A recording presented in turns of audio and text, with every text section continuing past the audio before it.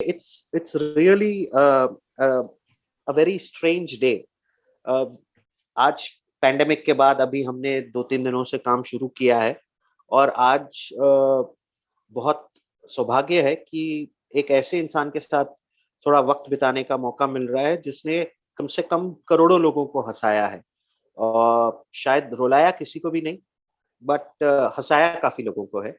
आज हमारे साथ राजपाल यादव जी हैं और मेरे लिए एक कैरेक्टर है बांड्या, जो उनके मूवी है चुप चुप के, उसके वो एक आइकॉनिक कैरेक्टर हैं। शक्ल से, नाम से सब लोग इनको जानते ज़रूर हैं, बट इनके बारे में हम और थोड़ा बहुत जानने की कोशिश करेंगे। राजपाल जी नमस्ते। भरत साहब नमस्कार। जिंदगी में मुझे मेरे जो एक टीचर थे वो मुझे डॉक्टर बनाना चाहते थे। डॉक्टर बनना है तो आपको बायोलॉजी लेना पड़ेगा, ठीक है ना। हाँ, बायो में जब वो मतलब आप उसमें जाते हैं केमिस्ट्री और उसमें, तो फिर लैब में जाना पड़ता है। और एक दिन वो मेढक को क्लोरोफॉर्म के अंदर डाला और वो मेढक ऐसा हो गया बिल्कुल फूल के। वो जब निकाला ना तो उसको मेढक की बॉडी और ह्यूमन बॉडी में बहुत बिल्कुल कोई अंतर नहीं है, सेम पार्ट सेम सब कुछ। लेकिन उसको जब ब्रदर चीरना शुरू किया, उसी दिन मेरी डॉक्टरी से मेरा अलविदा हो गया था। मैंने जीवन में कि ना तो मैं किसी मेढक को ऐसे सुंघा के, क्योंकि हमारे एक्सपेरिमेंट करने में किसी की जान देनी पड़े, मैंने कहा कि मैं ना लोगों का खून बढ़ाने में पता नहीं अंदर से बचपन से ही था। और मैंने भैया उसी समय से अलविदा कह दिया। और फिर मैं पॉलिटिक्स में और ये अभिनय में, क्योंकि थिएटर कर रहा था, तो 88 में जब मैं 11th-12th में था, तो उस समय 89 में फिर मैंने क्योंकि राजनीति करने के लिए और या अभिनीति करने के लिए, दोनों के बीच में एक बच्चा मचलता है ना कि क्या करना है। और उसी में एक बार क्या हुआ कि हमने 1.5 साल नमस्ते सदा बसले मातृभूमि हमने प्रॉपर शाखाएं ज्वाइन की। ठीक है, तो इसलिए संघ से हमारा बहुत पुराना रिश्ता है। और फिर 1.5 साल हमने पॉलिटिक्स में बहुत इंटरेस्ट, छोटे छोटे बच्चे होते हैं बूथ पे 15-16 साल के, जो मेहनत करते हैं ना अपने अपने कैंडिडेट को लड़ाने के लिए। तो हमारे फिर उसके बाद में एक नाटक हुआ, अंधेर नगरी चौपट, राजा टकासेर भाजी टकासेर खाजा। और उसमें एक रात में मुझे 200 तालियां मिली। तो मैं जब सब लोग चले गए, और हमारे शाहजहांपुर का कोरोनेशन आर्ट थिएटर की वो संस्था थी, और सूचना कार्यालय में एक बहुत ही उस समय टूटी फूटी सीटों का वो था कि जब कोई नाटक होता था तब वहां झाड़ू बाड़ू लगती थी। और वहां पे हमने जब सब चले गए तो हमने उस मंच पे ये डिसाइड किया कि आज जो तालियां मिली हैं तो ये जो है आर्ट, यही हमारा आटा है। अब आज के बाद गालियां मिले तो भी मैं इस फील्ड में हूं। और फिर मैंने बीए किया पॉलिटिक्स और सोशियोलॉजी से, हिंदी से। फिर हमने कहा कि अगर कभी जरूरत पड़ी तो पॉलिटिक्स की सेवा करना चाहूंगा, लेकिन आटा और आर्ट जो है वो अभिनय है, कला है। और वही आज 90 से लेके और 2021 तक आप लोगों की दुआ से फिर हम लगातार जो भी खा पी रहे हैं वो आटा और आर्ट से ही खा रहे हैं भैया। वैसे मैं आपको बताऊं, आपने एक्चुअली डॉक्टरी कर ली है, क्योंकि जो सबको हंसा सके और जो सबको खुश महसूस करा सके, वही असलियत में डॉक्टर है। मैं आपको स्पेसिफिकली एक सवाल जरूर पूछूंगा, क्योंकि आपकी धर्मपत्नी कठियावाड़ से हैं और आपका एक पिक्चर था चुपके चुपके। हाँ, चुप चुप और चुप चुप चुप चुप के, सॉरी, चुप चुप के। और उसमें कोई आपको खाने पे बुलाता है कि हालो खाड़ो पूरा करो आओ। मैं इतना हंसा हूं उस पे। मैं एक्चुअली कल रात को भी मैं बैठ के वो पूरा का पूरा एक आधा घंटे का आपका यूट्यूब पे वो अवेलेबल है, तो मैं पहले बैठ के देख रहा था कि मतलब आप उसको पूछते हैं और कितने लोग हैं, कहते नहीं और 50-60 लोग हैं। वो कहता है फिर इसको जिला क्यों नहीं घोषित कराते जी। मतलब वो सब इज दैट इम्प्रॉम्प्टू की, मतलब इतना इंटेलिजेंटली एक मतलब वो फेशियल एक्सप्रेशंस के साथ आप उसको जो डिलीवर करते हो, ये एक कला है जो बहुत से गंभीर जो रोल्स करते हैं, जी वो उनके लिए तो वो मतलब वो सीरियसनेस लाना पड़ता है उनमें। जी बट एक सीरियस तरीके से आप कोई चीज बोल रहे हो जी जिसको मतलब लाखों करोड़ों लोग, मतलब रात के 2 बजे, मैं अपनी बात कर रहा हूँ, मैं रात के 2 बजे एक्चुअली मैं उठ के बैठ के मैं वो देख के मैं थोड़ी देर हंसा, उसके बाद मैं फिर सो गया। ये कहाँ से आता है मतलब? सर, ये चार्ली चैपलिन साहब की एक लाइन पढ़ी थी ओके। जब क्योंकि हमारा एक रिश्ता ऐसा है सिनेमा से, जैसे बोलते हैं एक माँ ने जन्म दिया, माँ, और एक माँ ने जीवन दिया, सिनेमा। क्योंकि सिनेमा के माध्यम से मैं पूरे सातों समंदर में जो आशीर्वाद मुझे मिला है वो हमारी गंभीरता की वजह से मिला है। लोग मुझे कॉमेडियन समझते हैं, लेकिन मैं अंदर से एक ऊपर से मस्खरागिरी इसलिए कर पाता हूं कि अंदर से गंभीर मशविरागिरी हमेशा रखता हूं। चार्ली चैपलिन साहब की एक लाइन पढ़ी थी कि हमारी खुशी किसी के लिए पेन बने तो शायद ये मुझे मंजूर नहीं, लेकिन हमारा पेन किसी के लिए खुशी बन जाए, ये मतलब एक मस्खरा के लिए इससे अच्छा कोई सौभाग्य नहीं होता। कि एक सोचो कि एक बांडिया बेचारा जो मछली बछली नाव पे पकड़ने वाला, अब उसको भी 15-16 फैमिली के कपड़े धोने पड़ जाए, सबके जूते पॉलिश करने पड़े, तो वो तो फिर उसके मुंह से जो निकलेगा वो उसका पेन निकलेगा। लेकिन 100% सिचुएशन ऐसी है कि जिसमें आपको हंसी नहीं आई तो आई थिंक वो गंभीरता भी फेल हो जाएगी। बोलते ना बिल्कुल। कि कोई आप फिल्म देखने गए कि मुझे मनोरंजन के लिए फिल्म देखना है, क्योंकि बोलते ना कि भरत साहब आज की डेट में पूरी दुनिया में हम लोग चंद्रयान पे भी चले गए, लेकिन एक बूंद ब्लड ना नासा बना पाई ना दुनिया की कोई साइंस लैब बना पाई।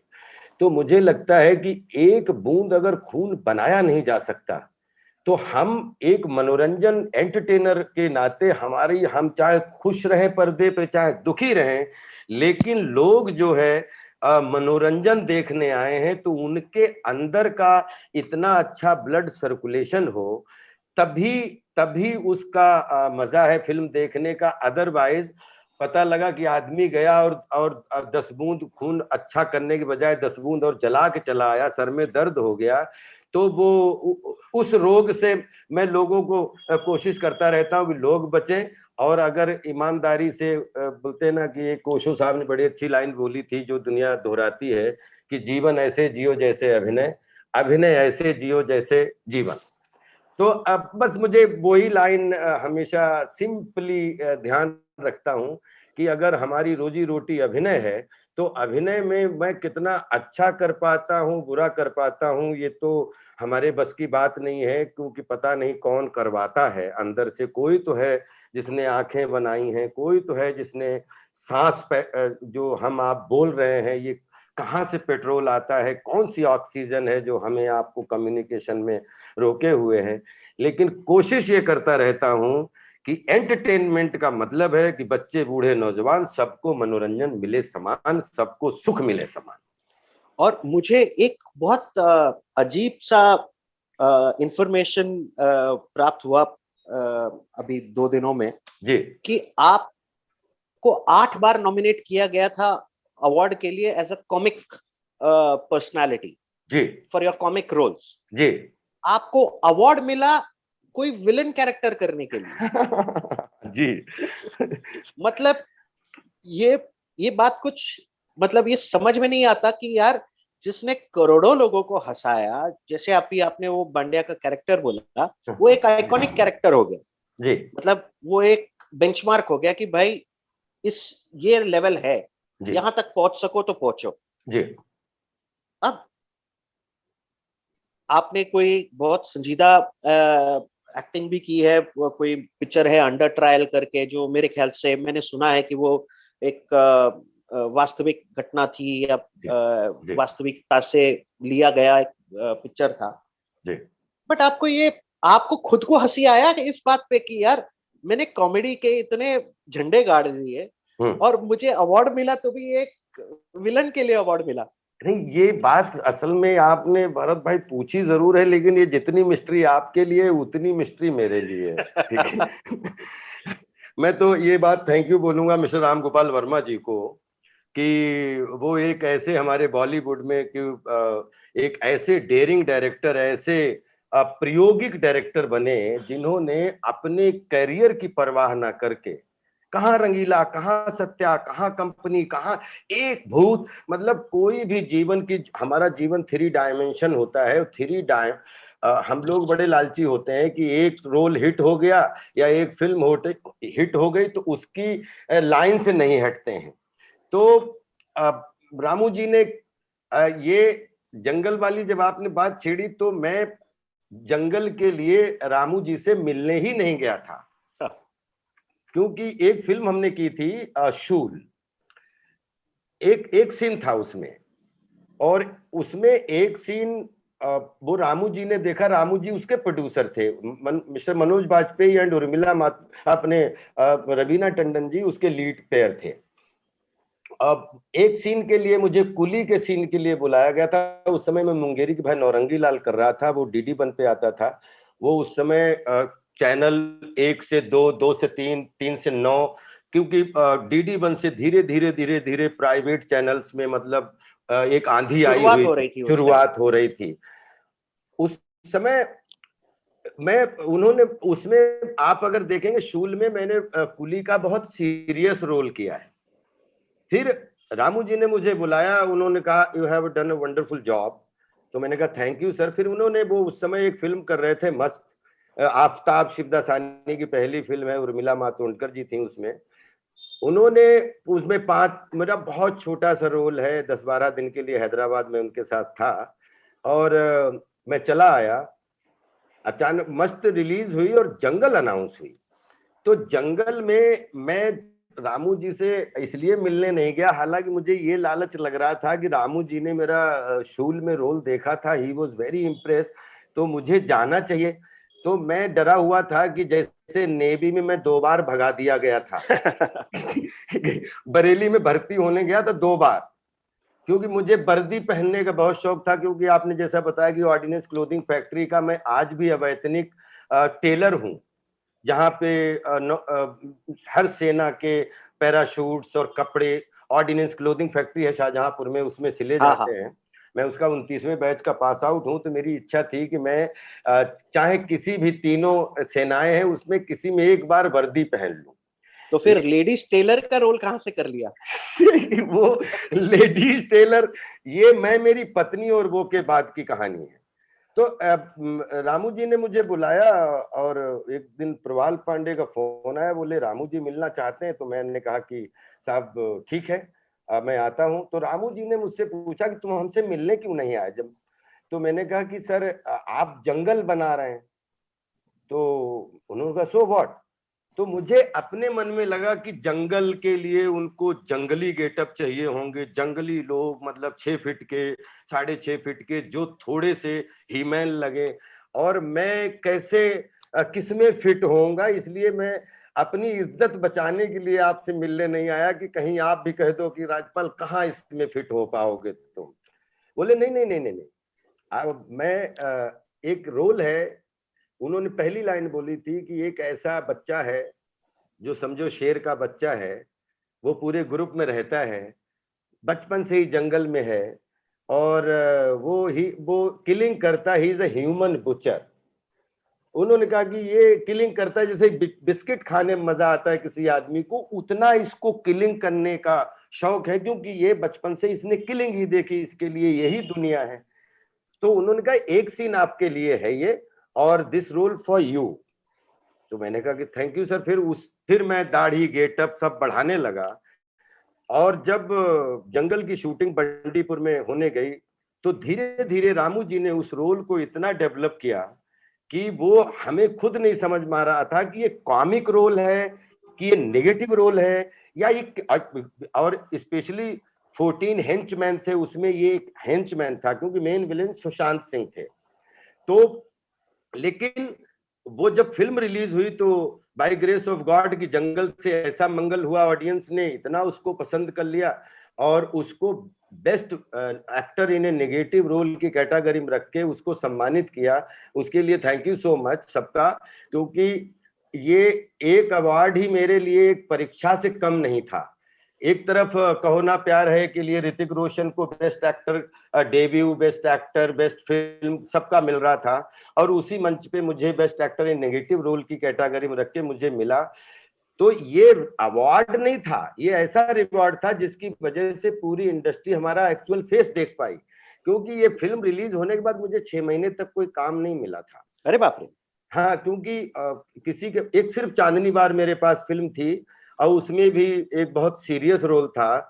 और मुझे ये किस इंडस्ट्री में हमारे यहाँ फैमिली फिल्में बनती हैं, रोज जंगली की फिल्में तो बनती नहीं, क्योंकि ये रामू जी का एक्सपेरिमेंट था। और यहाँ पे अपना फैमिली ड्रामा बनता है, कॉमर्शियल फिल्में बनती हैं। तो लोगों को ऐसा लगता था कि ये शायद कोई लड़का गेटअप का है और ये वैसा कोई रोल होगा तो उसको खड़ा कर लेंगे।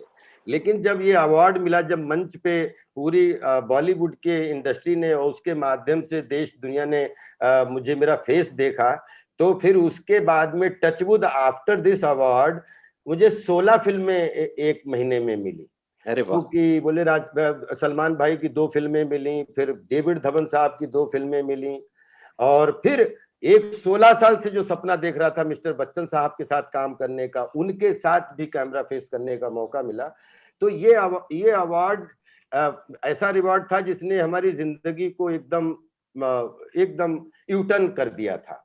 अब मुझे लग रहा था कि जंगल करने के बाद में मुझे खाली दाढ़ी बढ़ा के तो नहीं घूमना पड़ेगा पूरी जिंदगी, लेकिन टचवुड, क्योंकि I am pass out from National School of Drama, I am pass out from Bharatendu Academy of Dramatic Art Lucknow. Nobody knows कि राजपाल पढ़ा लिखा भी है। हाँ हाँ, ये बात मैं मानता हूँ। मैं भी थोड़ा अचंभित था कि यार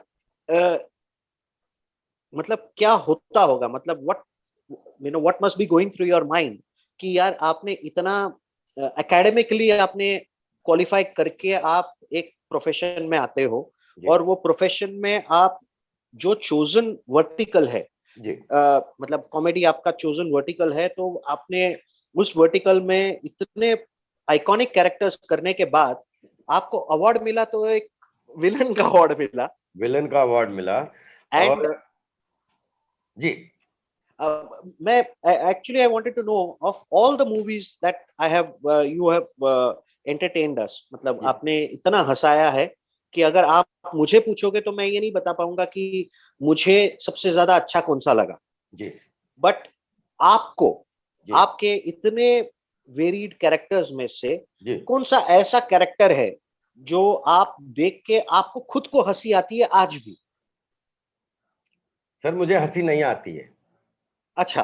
नहीं आती है, क्योंकि मैंने हंसी, दुनिया के चेहरे पे हंसी लाने के लिए मैं अपने आप को, अंदर की बात बताऊं, मैं ये बॉलीवुड हो चाहे कोई भी हो, कोई भी डायरेक्टर प्रोड्यूसर किसी पे रिस्क नहीं लेता, ये बात सच है। हाँ। और मुझे बचपन से अपनी इमेज को तोड़ने का इतना, मैंने कई बार अपने को उठा उठा के आग में झोंक दिया है कि मुझे नहीं पता क्या होगा। क्योंकि आप दुर्भाग्य समझो या मैं इसको सौभाग्य समझता हूं कि मैं जब लखनऊ पढ़ने गया था, इससे पहले मैंने कोई अंग्रेजी फिल्म नहीं देखी थी।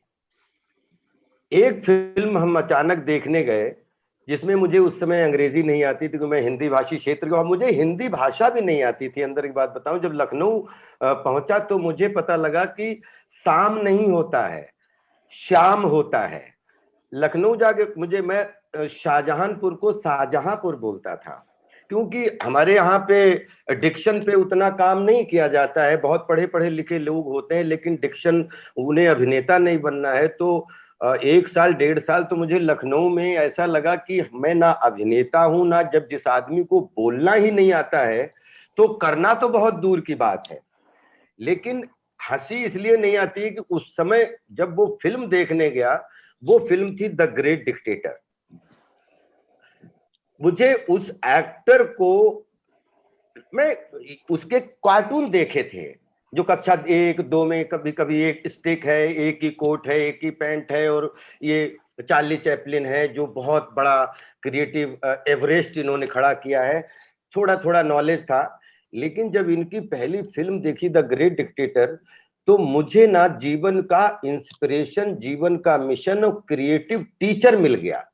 मैंने कहा कि मैं जिन चीजों को लेके आज तक भयभीत था कि मेरी शक्ल सूरत नहीं है या मेरी हाइट नहीं है, मेरा ऐसा ऐसा स्ट्रक्चर नहीं है जिसकी वजह से मैं कौन सी कैटेगरी में रखा जाऊंगा फिल्म में, या अब थिएटर में तो 90% लकी रहा कि मेल लीड ही करता था 2-2 घंटे, लेकिन सिनेमा 70 mm का होता है और उसमें बड़ी लिमिटेड कास्ट होती है, पैसा बहुत ज्यादा लगता है और आगे बढ़ने के लिए आपको बहुत कुछ हार्ड वर्क करना पड़ता है। और मैं अंदर से तो 100 फीट का अपने आप को मानता था, कबड्डी का कैप्टन रहता, कबड्डी जब भी मुझे गुस्सा आता था तो कबड्डी खेलने लगता था लोगों के साथ 2-2 3-3 खेतों में। लेकिन मुझे ये नहीं मालूम था कि मैं इस आउटस्कर्ट का क्या करूं।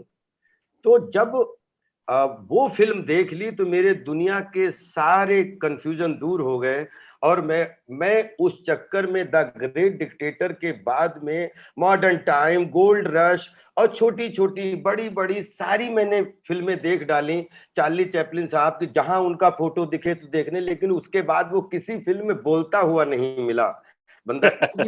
एक ही फिल्म में बोला था। तो उनके एक सिचुएशन, एक लोकेशन, एक देश काल वातावरण में इतना मीनिंगफुल फिल्में और इतनी समसामयिक फिल्में उन्होंने की हैं जिसका मीनिंग आज हम उतने पढ़े लिखे उस समय नहीं थे, लेकिन आज समझ में आता है कि जो 40-50 साल पहले वो करके चले गए वो आज उनकी, और अगर आज वो होते तो और भी ज्यादा कंटेम्परेरी, मतलब समय से 50 साल पहले वो सिनेमा को जी के चले गए जो आज सिनेमा जीने की लोग कोशिश कर रहे हैं ओटीटी के जमाने में। तो वो बैरियर तोड़ने के लिए मुझे जंगल मिली, तो आपने देखा होगा कि लगभग रिलीज अनरिलीज और मेल लीड एक भोपाल प्रेयर फॉर रेन है जो इंटरनेशनल फिल्म है जिसमें मार्टिन शीन, मिशा वॉटन, कार्ल पेन थे। मुझे सौभाग्य मिला उसमें भोपाल गैस ट्रेजेडी में मुख्य भूमिका करने का। लेकिन कोई भी रोल, 90% रोल जनता ने खूब आशीर्वाद दिया, लेकिन आपने जंगल दूसरी फिल्म में कभी नहीं देखा होगा। आपने हंगामा कभी भी दूसरी फिल्म में नहीं देखा होगा। आपने चुप चुप के का रोल बांडिया किसी दूसरी फिल्म में नहीं देखा होगा। वक्त किसी दूसरी फिल्म, मालामाल वीकली की, जो फिल्म का कैरेक्टर मुझे करने का मौका मिला, मैं इतना अंदर से अवेयर रहता था कि अगर डायरेक्टर मुझे सेम मेंटालिटी का रोल देगा, सेम टाइमिंग का रोल देगा, तो भी एक मोहल्ले में 500 लोग ऐसे होते हैं जो एक जैसे होते हैं, लेकिन मेंटालिटी सबकी अलग अलग होती है। तो मैं उसकी फिजिक तो चेंज नहीं कर सकता, लेकिन मेंटालिटी चेंज कर देता था। इसलिए हंसी अभी तक नहीं आती है, क्योंकि अभी आप विश्वास करिए 40 साल के बाद में जो है हॉलीवुड में एक्टर जवान होता है, क्योंकि 25 साल तक हम आप सब लोग जिंदगी की जद्दोजहद में हमें क्या बनना है, फिर शादी का माहौल आता है, 10-15 साल जीवन सीखने में लग जाता है। तो हम हॉस्टल लाइफ से निकले, लगभग बीए करने के साथ साथ 8 साल की लगभग अलग अलग इंस्टीट्यूट में हमने 2 साल बीएनए, 2-3 साल दिल्ली और 2 साल अपना वो अप्रेंटिस ऑर्डिनेंस क्लोथिंग फैक्ट्री, 7 साल की जो ट्रेनिंग के दौरान मैं सिर्फ ये समझ पाया कि आपकी इमेज तोड़ने के लिए आप खुद रिस्पॉन्सिबल हो, आपकी इमेज को बनाए रखने के लिए आप खुद रिस्पॉन्सिबल हो। तो मुझे जब जब कोई रोल करने का मौका मिलता है, मैं उसमें इतनी कमियां खोज लेता हूं कि यार ये कैसे मैं भूल गया, यहां मुझे ये करना चाहिए। और आप विश्वास करिए कि लगभग 200 रिलीज अनरिलीज या छोटी से बड़ी गेस्ट अपीयरेंस सब कैमरा फेस करने, फिल्में फेस करने का मौका मिला है, लेकिन संतुष्टि नामक कोई चीज नहीं है। अंदर से बहुत संतोषी हूं, संयमी हूं, लेकिन दिमाग में किस रोल की तलाश में हूं वो अभी बिल्कुल 10% भी खर्च नहीं हुआ है, क्योंकि मुझे मालूम है कि ऐसा मैंने कुछ किया ही नहीं है जिसकी वजह से मुझे ये महसूस हो कि हमारा ही रोल में बहुत अच्छा है, मुझे हंसी आती है। ये सब तो हम ये कभी नहीं सोचते हैं कि यार आज मैंने हिमालय चढ़ लिया, जी तो बस अब मेरी खत्म हो गई। अब अगर जी उसने आपने खत्म समझ लिया कि हाँ मैं जी यहाँ पहुंच गया हूँ, जी। तो उसके आगे तो जाने के लिए कोई रास्ता है ही नहीं। Correct correct correct. जो मजा हिमालय पर्वत चढ़ने में है, जी। वो हिमालय की चोटी पे पहुंचने पे नहीं महसूस होता। नहीं महसूस होता, नहीं। और जो जर्नी ऑफ लाइफ है, जो आपने बहुत सुंदरता से कहा कि आप मतलब आपने 200 फिल्मों में आप कह रहे हो कि आपने 10% भी आपको अनुभव नहीं हुआ है सेटिस्फैक्शन का। उसका मतलब ये है कि कम से कम और एक 20 साल 25 साल आप जब तक आप काम करके जब पीछे मुड़ के देखोगे, तब आपको ये महसूस होगा यार, मतलब ये मैं एक मेरा सवाल भी गलत था। मैं एक्चुअली आपको फंसाने के लिए ही नहीं, सवाल पूछ लेकिन रहा था। लेकिन थैंक यू सो मच, आपने 20-25 साल मेरा करियर बढ़ा दिया। मतलब आई एम सो हैप्पी कि आपने कि 20-25 साल अभी एक्टिंग करने का मेरे पास स्कोप है। आज की तारीख में जी अमिताभ बच्चन जी मेरे ख्याल से 76 77 के हैं, जी जी मतलब करीब करीब। जी और मैं लगभग 50 का हूँ। जी और मुझे उनके अलावा मेरे को कोई और एक्टर, मैं किसी को एक्टर मानता ही नहीं। जी मैं बात कर रहा हूं पिछले 35 साल पहले, 35 साल या 40 साल लगभग, उसमें उनके अलावा देर इज नो आइकॉन। जी मतलब for me acting means this one particular gentleman. जी और आज भी जी। Even if he comes in a character role, even if it is just for 5 minutes, hmm. वो एक आइकॉनिक एक छाप छोड़ जाते हैं। जी और और उनका एक उन्होंने अपना मुकाम बना के रखा है। वैसे जी ही आपका हंसाने के लिए उम्र कोई मतलब उसका हंसाना और उम्र का कोई मतलब ही नहीं है। और मैं आपको आज पब्लिकली बताता हूँ, मैं चाहता आपको फोन पे बताता था, बट मैं ये पब्लिकली बता रहा हूँ हम्म। कि आपकी मैंने जितनी भी कॉमेडी देखी है, जी और मैंने काफी देखी है, जी मुझे कोई एक ऐसा डायलॉग अगर 5 सेकंड के लिए भी क्यों ना हो, मुझे कोई ऐसा 5 मिनट 5 सेकंड का भी डायलॉग मुझे नहीं दिखा जिसमें आपने किसी व्यक्ति विशेष या किसी समुदाय विशेष या कोई एक पर्टिकुलर चीज को लेके आपने उसको हंसाने की कोशिश की। नहीं नहीं नहीं, वो तो कर ही नहीं सकता, क्योंकि मैं माता पिता को पूज्य मानता हूँ, सबके माता पिता, सोसाइटी, और आई एक्सेप्ट एवरीथिंग, जो मेरा संसार है जितने भी सो साथ। जी वो बहुत इंपॉर्टेंट है कि आप मतलब रोजमर्रा की जिंदगी में जो जैसे मैंने कहा वो बांड्या का कैरेक्टर, जी या वो आप पति पत्नी और वो में जो आपका एक कॉम्प्लेक्सिटी आता है, जी। Those are very natural things, और वो उसमें वो रिलेट कर सकते हैं। भरत वो भाई, आपको आपको ना एक किस्सा सुनाता हूँ, 1 मिनट मैं आपका लेना चाहूंगा, आप अरे क्योंकि बिल्कुल, आपने वक्त आपका है। क्योंकि आपने जिस महानायक की बात की है, कि ये बात 84 की है साहब, ठीक है। आई वॉज 13 ईयर, मतलब 12 ईयर्स जो होता है, जब कक्षा 8 पास करके जस्ट लड़का जाता है, और उस समय हमारे गांव के आसपास में एक साल भर में एक मेला लगता था, बंडा है। तो वहां पे एग्जीबिशन लगती थी, 1 महीने के लिए मेला लगता है। तो वहां पे फट्टा टाकीज होती थी, तो जिसमें कैरेक्टर सामने आता था, पीछे म्यूजिक आता था। तो वो फिल्म चल रही थी लावारिस। तो ऐसे ही मैं मतलब अ, देख रहा था वो फिल्म। तो मेरे मन में आया कि हमारे गांव के बहुत सारे लड़के बैठे थे, तो मेरे मन में आया कि एक दिन इनके साथ में काम करूंगा अंदर से। तो लेकिन ये बात मैं किसी को बता नहीं सकता था, नहीं तो मेरी पिटाई कर देते वहीं पे, कि मतलब फट्टा टाकिज मिल नहीं रहा है और इनके साथ। अब उसकी वजह से हमने थिएटर ज्वाइन किया, और फिल्म, खैर फिल्म की बारी बात ही नहीं कर रहा था। ये बात 84 से फिर मैंने पढ़ाई करना शुरू किया, सीरियस हो गया, थिएटर करना शुरू किया, धीरे धीरे धीरे धीरे 97 मुंबई पहुंचा। और 97 से जब मुझे ये आपका जंगल का रिकग्निशन मिल गया, आज मैं भी अगर किसी मुसीबत में जब पड़ा, तो चारों तरफ से जब मुसीबतों ने घेरना शुरू किया, तो मुझे लगता है कि जीवन का सर्कल ये सबको झेलना पड़ता है, लेकिन मुझे हंसाने के लिए जो आप बोलते हो ना कि आपको कभी हंसी आती है, तो मुझे सच में अमिताभ बच्चन साहब की लाइफ से, चार्ली चैपलिन साहब की लाइफ से, दिलीप साहब की लाइफ से, ये 3 लेजेंड जरूर हमारी जिंदगी में से हैं जिसमें मुझे ऐसा लगता है कि जब अपनी मुसीबतें देखता था और जब इनको याद करता था, तो हमें ऐसा पूरा विश्वास था कि हमें भी ईश्वर कहीं न कहीं रास्ता दिखाएगा। और वही बच्चन साहब की जो लाइनें हैं, उनको सुन सुन के, कितने भी अंदर की पीड़ा हो, उसको सुन के मुझे हंसी आती थी और मुझे जीवन आगे बढ़ाने का मौका मिलता था। मैं चाहूंगा कि आपके जितने लाखों करोड़ों प्रशंसक हैं, वो आपके बारे में जाने, आपके आपके एक्सपीरियंसेस को जाने।